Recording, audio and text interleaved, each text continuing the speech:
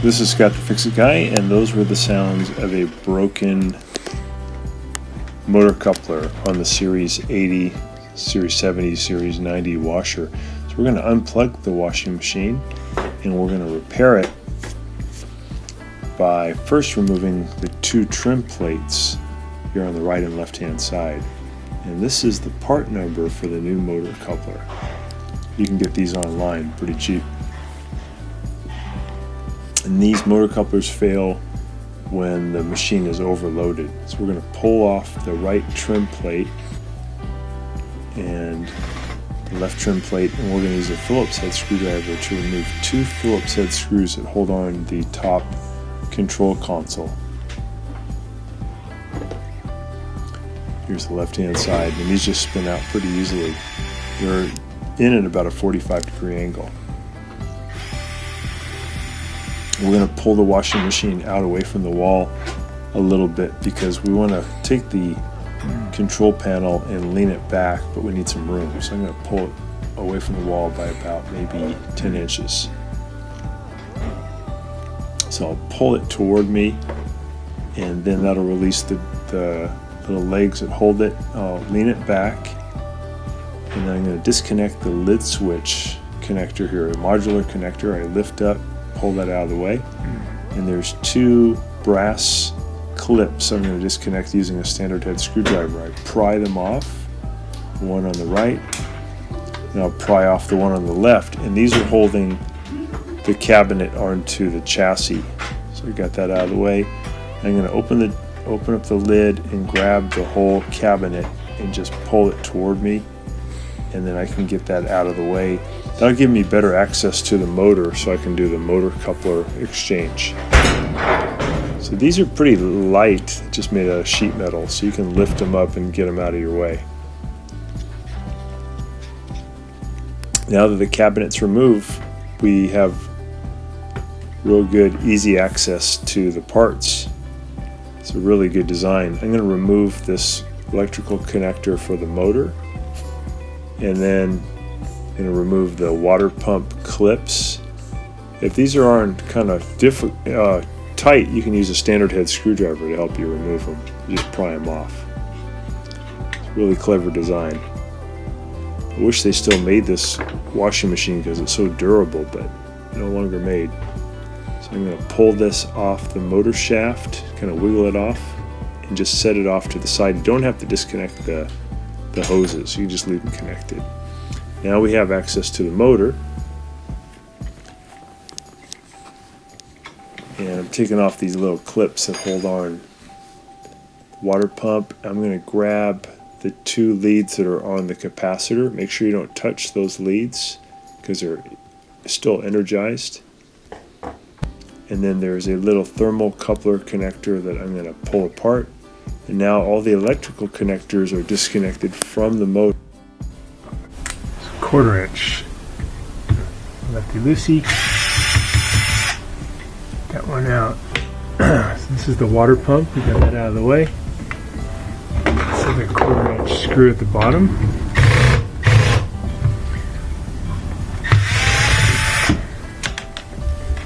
Here we go. And we remove the modular connector for the motor. Now we're going to use a standard head screwdriver. We're going to remove this bracket and this bracket, and then the motor can come out. Here's the bottom one. You're going to want to kind of support it when you remove the top one. There we go, this top one. And then you can grab the motor, kind of wiggle it towards you. There we go. And the reason that it wasn't spinning is this thing, which is called the motor coupler, was cracked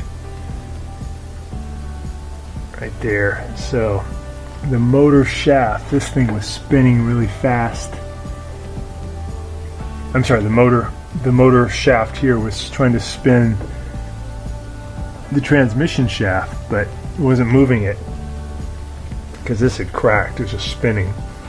So this usually occurs due to overloading the washing machine with either too many items or real heavy items, and this thing will break rather than destroying the motor.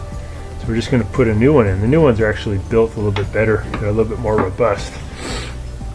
So you may need to use a standard head screwdriver to pry off either the one that's connected to the motor shaft or to the transmission shaft. So just kind of wiggle underneath, get that one out. If it's stuck on the transmission shaft,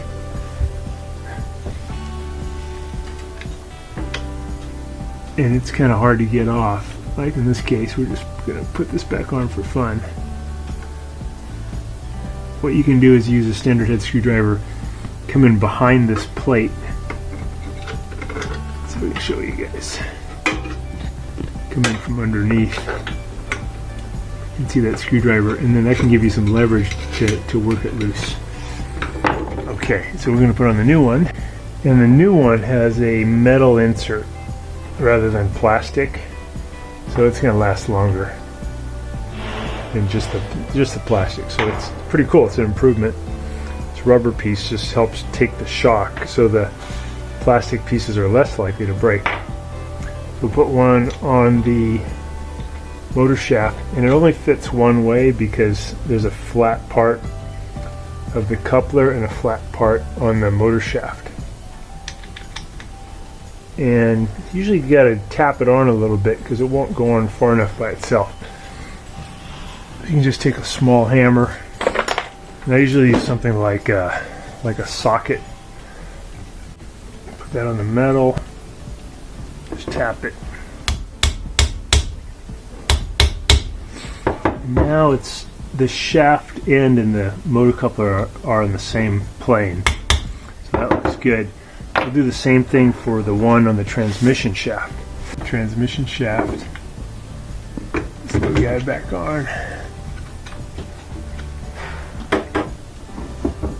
So it's on there, but I got to knock it down about another 1/8 of an inch.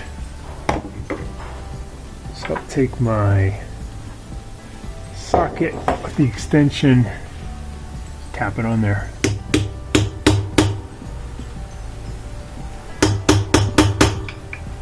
A little bit further. There we go. I'm going to put on the motor cup, or I'm going to put on the rubber coupler. Put that, and I'm going to get this 3-prong thing. I'll get this at the 12 o'clock position, the center at the 12 o'clock position. Put on that rubber piece. All right. And then on the motor, so instead of having this at 12 o'clock, I'm going to put that pin down at 6 o'clock. There's the top of the motor. And these two will fit in right there, and that one will fit in down there. So this part, just take your time. I'm going to make sure these rubber cushions are in position. There's 4 of them. So we got 4 of them in position on the transmission plate. These pins on the motor will go into that. These pins will go into the motor coupler. Just take your time, and as you're putting these in, if they're not aligned right, you can grab from underneath here, see my finger, and you can move it to line it up.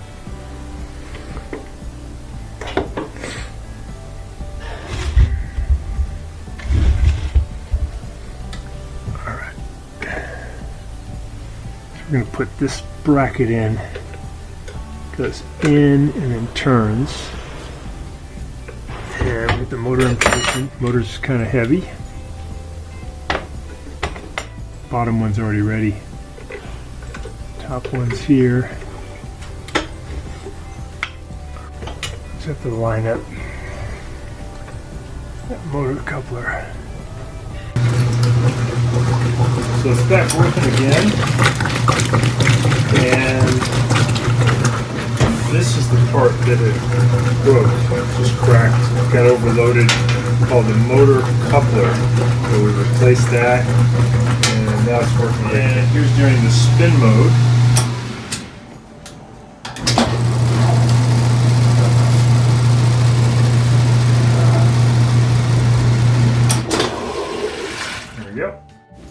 Thanks so much for watching, and please subscribe when you get a chance. Thank you.